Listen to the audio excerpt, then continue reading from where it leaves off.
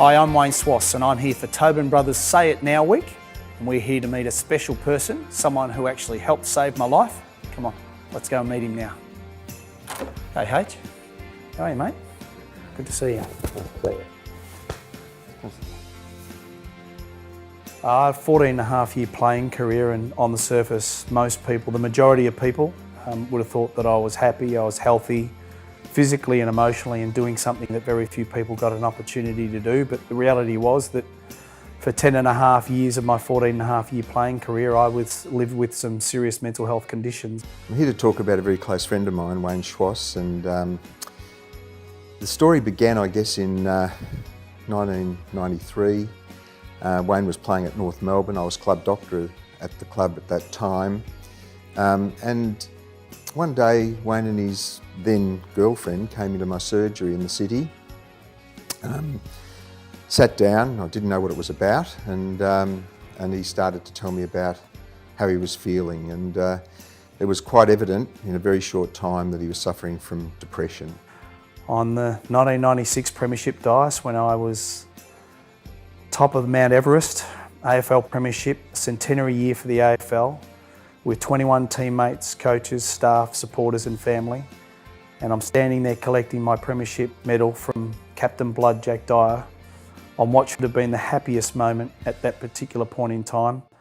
I remember getting my medal and turning around and facing the crowd, just looking to find my family. And the reason why I wanted to find my family was that I was thinking about ending my life. And that's something that I'm not proud to talk about, but that's how unwell I was at that point in time. The journey from there was very, very difficult for him.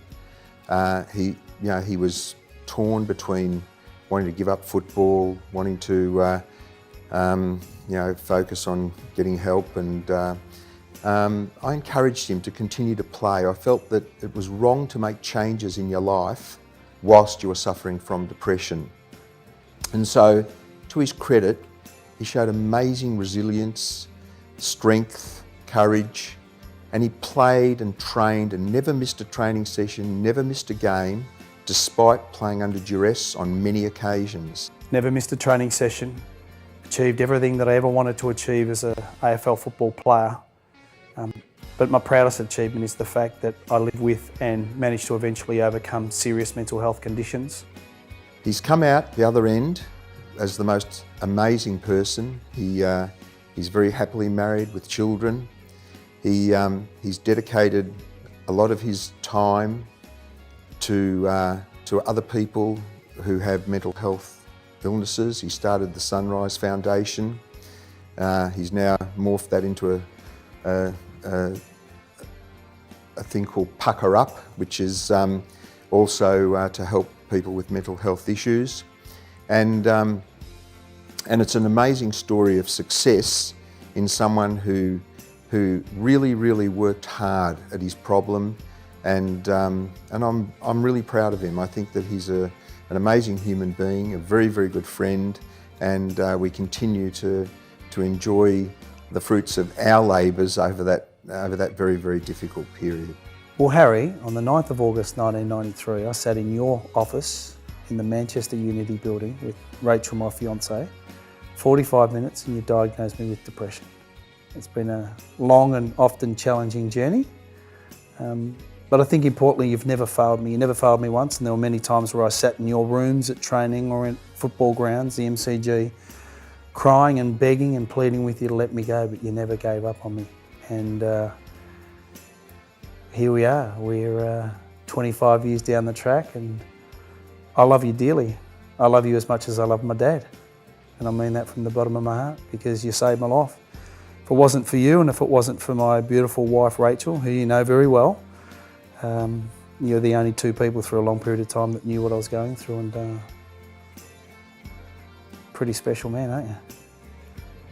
I don't think I'm that special. I'm telling you, you're special. Oh, thank you, I appreciate that, but I'd do it again in a heartbeat. It's a great testimony to you for your resilience and the way that you handled yourself and the way that you fought through this. It was a very, very difficult time for you, and whilst I was there for you, you did a lot of the hard work yourself. I can honestly tell you, H, that if I didn't have you and if I didn't have Rach, my life could have been very different, because I'd given up hope. I was broken.